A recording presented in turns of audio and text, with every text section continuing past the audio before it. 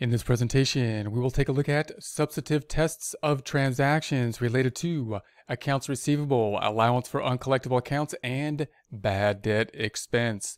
We're going to go through our table once again. The table will be a bit tedious to go through because it is a lot of information, but it's one of the more important items to get to because it does give us that information and that relationship in a very straightforward fashion. You might want to spend more time with the table on your own. We're going to read through it fairly quickly, and then we'll get through to more of these items in more depth. The item is going to list the assertion first. So this is going to be assertion about the classes of transactions. And then we're going to have the substantive test of transactions. So you'll recall that we've already done the tests of controls, the controls that were put in by management. We've tested those controls. We're thinking about now the substantive tests, the actual larger group of testings, the things that actually go out to the client possibly and be doing things like pulling invoices and reviewing things, the substantive type procedures. And we're going to vary the substantive type procedures, how many we do with regards to or in relation to what we set the detection risk, which will be based on our test of the controls and how much we can rely on them. So we're going to go through these assertions again, now considering substantive tests rather than tests of controls. First assertion, that being occurrence. The test related to it that we would do for auditors, substantive testing, now not testing controls, substantive testing, for a sample of sales transactions recorded in the sales journal, trace the sales invoices back to the customer order and shipping documents. If reliable data is maintained and controls are found to be effective, use audit data analytics to trace important data from the population of sale invoice to related customer orders and shipping documents. Then we're going to go to completeness, and we'll go through some of these important items in more depth after we go through this basic checklist format. Completeness is the next assertion. Completeness substantive test related to it. Tracing of a sample of shipping documents to the details of the sales invoices and to the sales journal and customer accounts receivable subsidiary ledger. Then we have the assertion of authorization and accuracy. The auditor's test with relation to that assertion. Comparison of prices and terms on a sample of sales invoices with authorized price list and terms of trade. Then we have the assertion of cutoff, that year-end cutoff, year-beginning cutoff, timing issues. The substantive tests related to it. Comparison of the dates on a sample of sales invoices with the dates of shipment and with the dates they were recorded in the sales journal. Then we have the assertion of classification. The substantive test related to it. Examine a sample of sales invoices for proper classification into revenue accounts. Then we have the assertion of presentation, and we have the substantive test of review disclosure checklist and related disclosures for relevance and completeness. Then we have the assertion of existence, and we have the substantive test of confirmation of selected accounts receivable, performance of alternative procedures for accounts receivable confirmation exceptions and non-responses. Then we have the assertion of rights and obligations. And we have the tests then, this would be to something like accounts receivable. Review of bank confirmation for any liens on the receivables. We're really questioning here whether or not they sold the receivables, which doesn't happen all the time. But it could be a case where basically the accounts receivable are sold. Inquiry of management, review of any loan agreements, and review of board director minutes for any indication that the accounts receivable have been sold. Then we have the assertion of completeness, the substantive procedure related to it, obtaining of an aged accounts receivable and agreeing total to the general ledger control accounts. Review result of testing and completeness assertion for assessing control risk. Trace shipping documents into sales journal and to accounts receivable subsidiary ledger if this testing was not performed as a test of controls. Notice that we may have done some of these items within the test of controls. We're going to design our audit so that if we can do some tests within the controls testing, that would also be something that we can count towards our evidence in the substantive testing. We will do so, and we're going to try to do as little work as possible in order to achieve the assertion level that we need to achieve. We want to work efficiently, in other words. Accuracy, valuation, and allocation is the next assertion. examination of the results of confirmations of selected accounts receivable, examination of adequacy of the allowance for uncollectible accounts. The next assertion is classification, the test or the substantive test related to it, review accounts receivable accounts to ensure that different types of receivables are properly classified. Last assertion we have is presentation. Presentation, the substantive test related to it, review disclosure checklist and related disclosures for relevance and completeness. Read the financial statements and evaluate that disclosures are relevant and understandable. We're going to go through some of these concepts in more depth now. You might want to take a look at and just review this table as they're all in a nice short spot here as we go forward. So now we're going to consider once again completeness, the assertion of completeness, substantive testing related to it. Auditor's number one issue should be whether all accounts receivable have been included in the accounts receivable subsidiary ledger and general ledger accounts receivable account. In order to test for that, reconciliation of the aged accounts receivable ledger to the general ledger account should detect omission of accounts receivable from either the subsidiary ledger or the general ledger. In other words, when we think about the general ledger, remember we're thinking about the main account on, say, the balance sheet, the general ledger account for accounts receivable representing an asset, something that is owed to the company by customers. That will be broken out in detail within the general ledger by date, but we also want to break it out by customer. So we'll have a customer subsidiary ledger breaking out the detail of that general ledger by customer as opposed to by date. We want to make sure that that subsidiary ledger, which is broken out then by customer, ties out to the general ledger. If that's the case, then we're going to say that those two things tie out and we can rely on basically the subsidiary ledger. Then our goal might be to try to confirm that the subsidiary ledger by customer are actually all the customer accounts receivables on it are valid. We might do some testing with relation to those items, such as something like confirmations. Then we're going to consider the cutoff. So remember, when we think of the assertion of cutoff, we're thinking about something like at the end of the year, the timing difference that happens at the end of the year. The cutoff is to determine if all revenue transactions and related accounts receivables are recorded in the proper period. So if it's a year-end type of financial statements, we're going to test a few shipping documents just prior to year-end. Why? We're going to test the shipping documents because if they sell inventory, the shipping documents are going to be when the actual job was done. That's when they did what they're supposed to do, and therefore when they should be recording revenue in accordance with revenue recognition.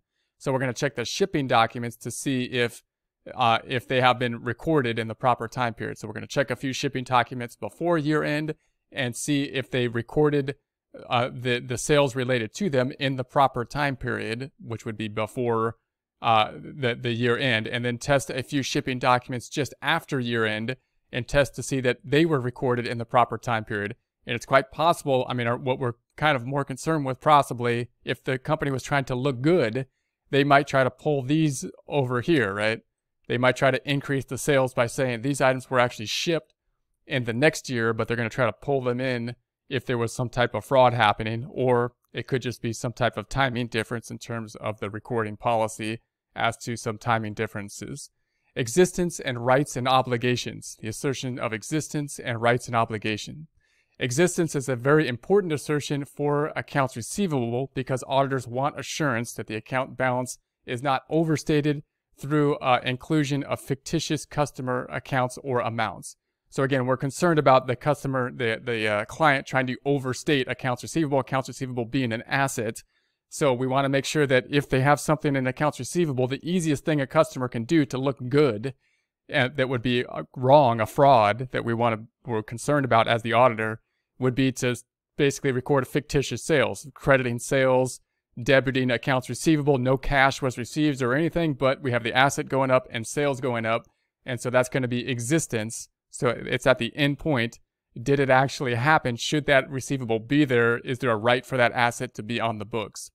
So confirmation is the primary audit tool used for testing this assertion. Confirmations meaning accounts receivable confirmations, checking with the actual customers. Auditors need to determine that all accounts receivables are owned by the entity.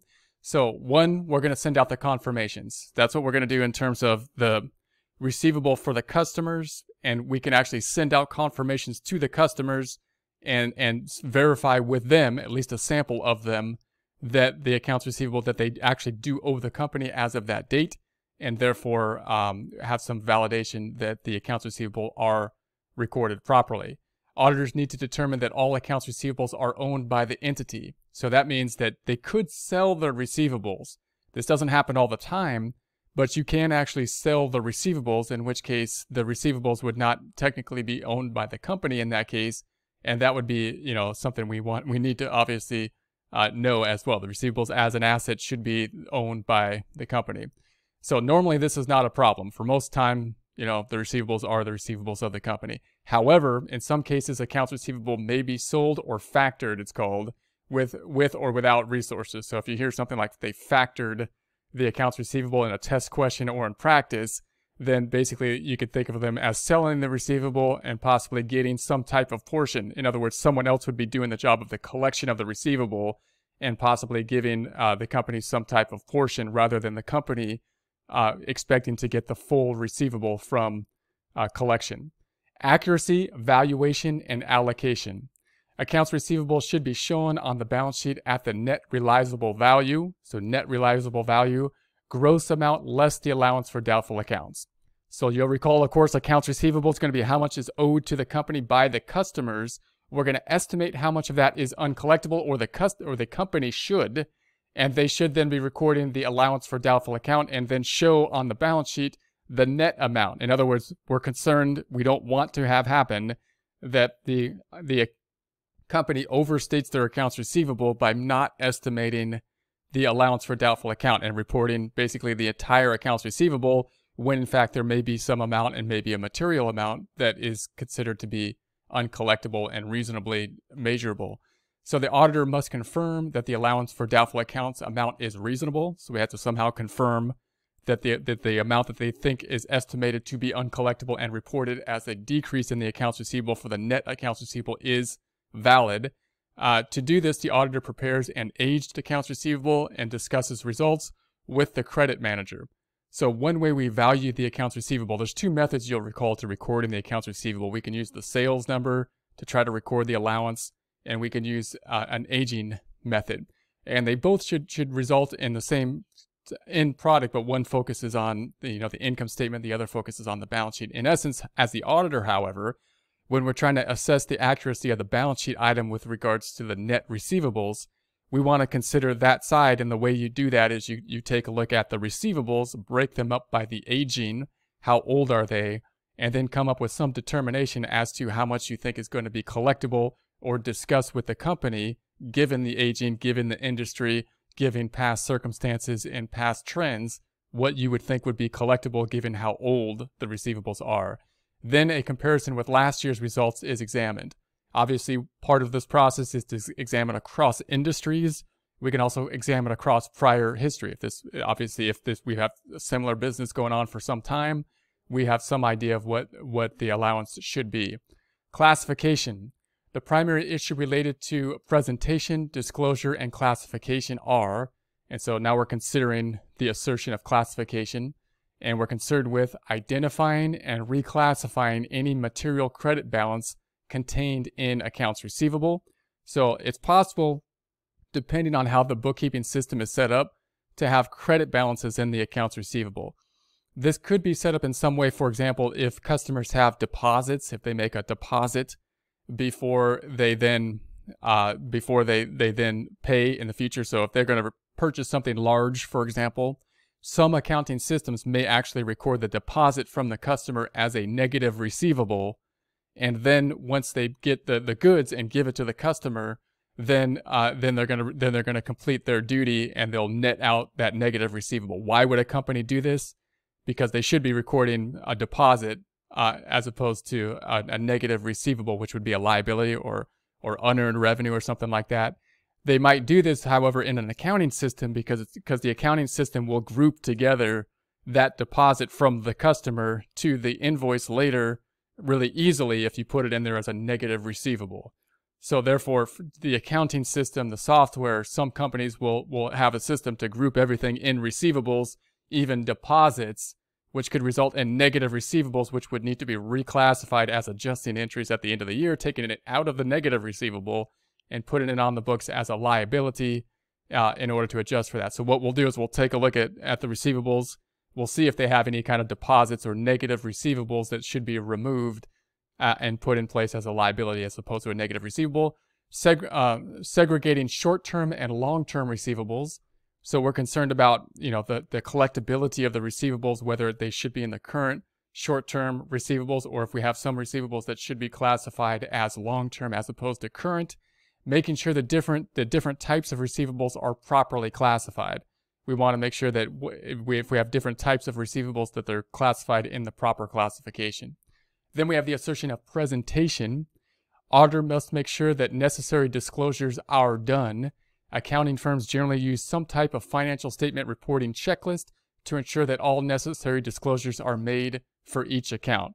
So when we consider the presentation, we'll have some type of checklist typically, and there's different types of companies that make, basically checklists, and we can have checklists that might be geared specifically towards certain industries as well. They could be specific or size of the industry or in size of the company, and that will help the auditor to go through that process. Accounts receivable confirmation process. So this is going to be the confirmation process for the accounts receivable. Confirmation is a form of audit evidence. So when we think of the confirmations, we're trying to confirm that the accounts receivable on the books have occurred on the books. And so we're going to be checking with the customers in some type of confirmation for those receivables. It is a direct written response from third parties about the accounts receivable. Confirmation is a good source of evidence about the existence of accounts receivable. So we're saying accounts receivables on the books, we're concerned about whether it exists or not. That's one of the major concerns we have. We're going to send out direct checks to the client for confirmation. The confirmation process should be controlled by the auditor, not by the company. The thing you want to keep in mind with the confirmations is they will be done directly by the auditor. So the auditor, looking at how much is owed to the company that they are auditing by third party, by customers, will then send out the letters, the confirmations, to the customers, not on the company letterhead or anything, saying exactly what they're doing. We are auditing the company, and we want to confirm this balance is owed to the company. This is for the benefit of the company. We want to confirm this balance here. Now note, as you do this, if you were a customer of a company and you receive this letter, you may not respond to it. So note that the receivables may not have a large response rate from the customers. But what we don't want to do is have it go through the customer. So it's not going to be on customer letterhead. The company's not going to be sending it out. The auditor sending it is straight out to the company. The customer then returning it to the audit firm, not to the company. So if you have any test questions or if you're thinking about the actual practice, that's how it's going to be set up. The goal is to take the company out of the mix and go straight to the third party. So the letter needs to be sent from the auditor to the third party customer and then sent back from the customer to the third party, not to the company. Omitting confirmations when accounts receivable balance is immaterial. So in other words, we might not do the confirmation process if the accounts receivable balance is small or immaterial. External confirmation would be ineffective. So if we determine for whatever reason that an external confirmation to do the confirmation process is not effective or efficient, then maybe we would omit that process possibly. Auditors assess level of risk of material misstatement at the relevant assertion level is low. Also, the other plan's substantive procedures address the assessed risk. So if we have the level of risk low and we have other substantive procedures that address this issue, these are types of factors that may result in us not needing or omitting the process of the confirmation type process. Factors that affect the reliability of accounts receivable confirmations. So we're going to go through the reliability of the confirmation process. So again, and this is a major issue with accounts receivable. We usually, if accounts receivable are significant, we'll have to go through this confirmation process. It seems kind of straightforward, but there's a lot of little details to it that could cause those problems.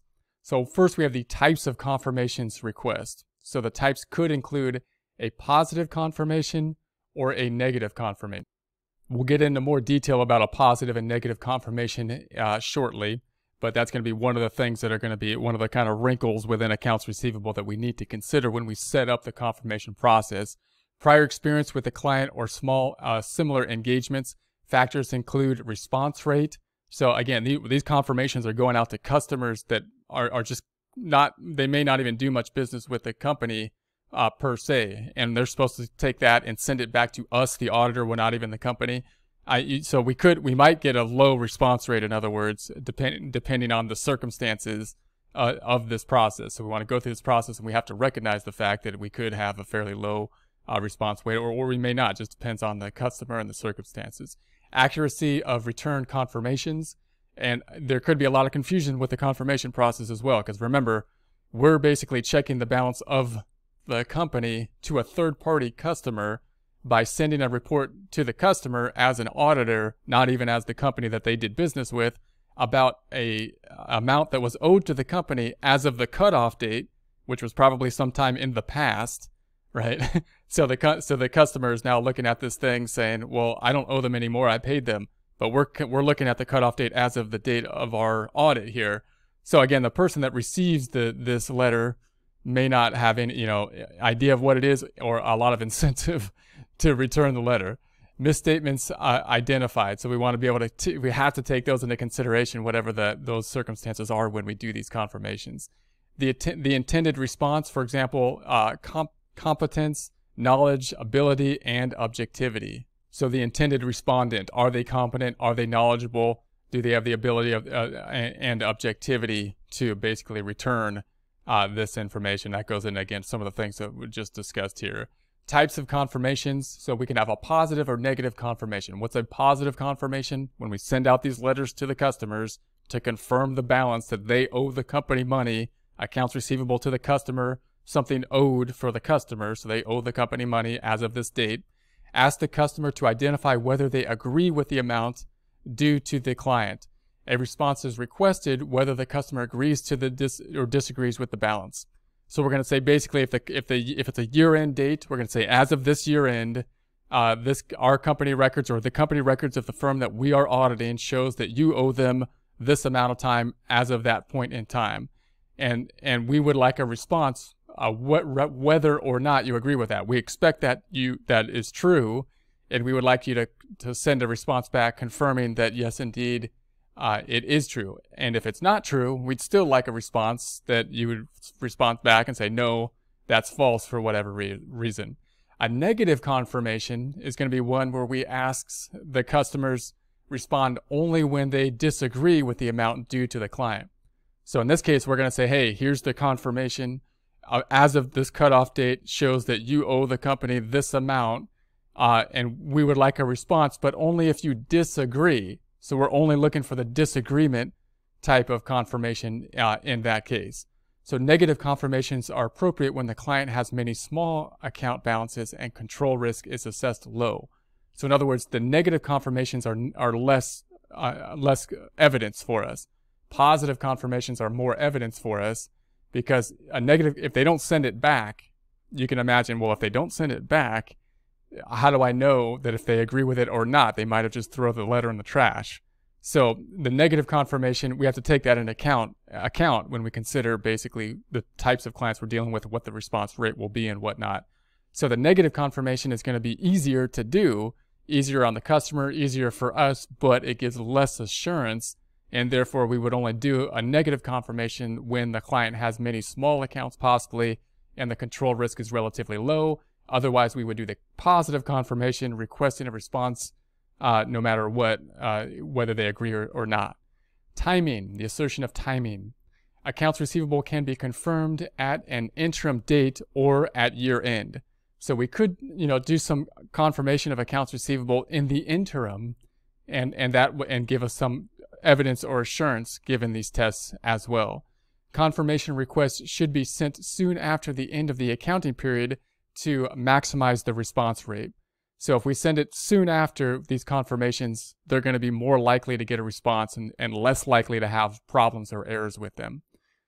Confirmation procedures. So how are we going to do this exactly, this confirmation process? auditor will mail the confirmation requests outside the entity's facilities. So we're not going to mail them from the entity's facilities, completely separate from the entity. That's the point.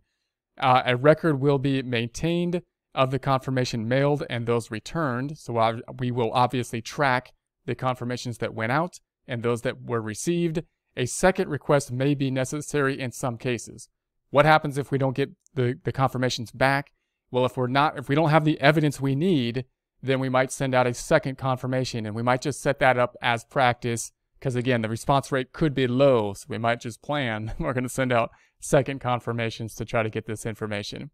For each exception received, the auditor will examine the reasons for the difference between the balance on the client's books and the balance indicated by the customer. So what do we do with the problem areas, the exceptions? We're going to examine for the reasons. It is common for exceptions to be a result of timing differences. These differences occur because of delays in recording transactions in either the client's or the customer's records. So there could be a difference in when they recorded the transactions. Also, just note, again, the confirmations are going to be going out after the time period which the customer owed them money. So if we were to send out a letter saying, hey, did you owe this customer money as of 12/31, and it's sometime after the year end at this point in time, and they've already paid the bill, they may not look at the date because their main concern might just be, I don't owe them anything right now. I just sent them a bill. I sent them money already. So there could be a confirmation because of that. Again, that's kind of timing difference, but it could be a result of the recipient not reading the date as of when it was due. Alternative procedures. If auditor does not receive responses to positive confirmations, alternative audit procedures are generally used. So then we could, if we don't get what we need, the evidence we need to gather with the confirmation, we'll use alternative methods. Alternative procedures include examination of specific subsequent cash receipts. So then we could go basically to the cash receipts. We could say, hey, they owed money to the company as of 12/31. Let's take a look at the cash receipts and see if they got paid sometime right after 12/31. Because remember that as of the time we do the audit, it's not going to be the exact end of the year. It's going to be something, we're going to be doing the audit like in January, February, March. So we can check the receipts that happened in January and say, well, did they actually get paid in January? That would give us pretty good evidence that they owed money as of December. And then we can have the examination of the shipping document. We could say, well, that's another alternative procedure. We could say if it says that they owe them money, if the customer owed them money, and we look at that the inventory actually got shipped, well, that's it wouldn't be the case. You would think that the company would ship the inventory if they didn't make an actual sale because the inventory went somewhere at least. So we would think the sale happened.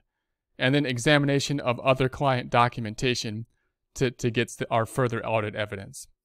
Other receivables. Other types of receivables that are reported on the balance sheet can include receivables from officers and employees, receivables from related party notes receivable. Auditors are less concerned with satisfying the assertions for these receivables compared to accounts receivable generally. So these other receivables are usually less of a concern than the accounts receivable. Accounts receivable is usually a much larger, balance or component for most companies. Each of these types of receivables can be confirmed and evaluated for collectability. The transactions that result in receivables from related parties will be examined to determine if they are at arm's length. So whenever we have a related party transactions, we do want to look into those related party transactions. For example, if we had the company that would making some type of sale or receivable that's related to a subsidiary of the company, related party, then we don't have the market conditions that will regulate whether they're at arm's length or the price is appropriate and those types of things. So we want to examine those related party types of transactions. Note receivable will also be confirmed and examined for repayment terms and whether interest income has been recognized as it should. So when we think about notes receivable, we have a longer term type of transactions. Typically, there should be some type of interest that's going to be involved in the notes receivable for it to be a proper type of transaction. If it's not, if there's no interest in the transaction, we would think that maybe it's a related party or something strange is going on, or maybe we need to impute or calculate or read into the interest component because it just needs to be broken out. Audit findings evaluation. After the auditor has completed the planned substantive procedures, the likely misstatement for accounts receivable is calculated. So once we've done the substantive procedures, we've done the internal controls, substantive procedures, now we can basically do the calculation related to the likely misstatement for accounts receivable. Likely misstatement is projected misstatement plus an allowance for sampling risk. Then if we consider the results, there's two things that can happen. We can have an aggregate misstatement that is less than the tolerable misstatement. If that's the case, we accept the account as fairly stated because the aggregate misstatement that we have come to is less than what we decided in the planning as tolerable, and therefore it's within the tolerable setting, and we accept the amount as fairly stated. Or the aggregate misstatement is greater than the tolerable misstatement. Well, then we have a problem. The account is not presented fairly.